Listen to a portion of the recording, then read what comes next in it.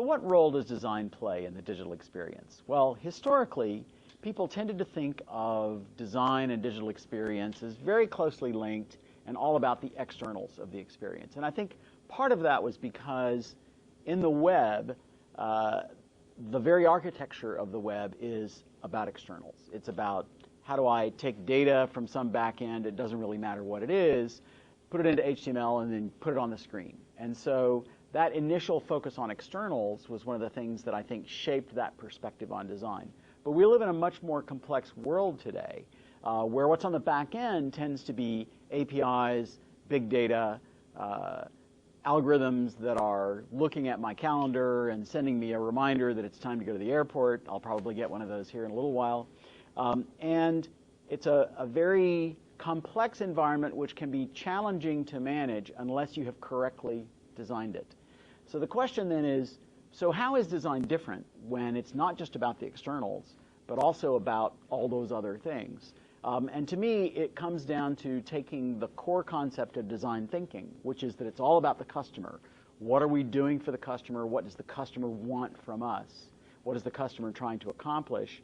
And it is that discipline that really informs the design all the way down now, and not just at the externals. So that enables us to, fulfill a brand promise because the API is fast and it gets exactly the right information, and the information I get on my phone is the same as the information that I get in the store or on the web. So one thing I'd say to people who are charged with implementing design that I think will give them more value than any other, it is to recognize that design expertise of these different domains that we've been talking about, experience, APIs, and data, really lives at different places in your organization. And so you've got to orchestrate those various design experts together into a cohesive and agile process if you're going to successfully accomplish this more holistic version of design thinking. And that's a very challenging thing to do. And probably no one of the design experts, it's not going to be the API design expert, it's not going to be the data design expert, it's probably not even going to be the experience design expert, although they might have a better chance than anybody else of pulling this off.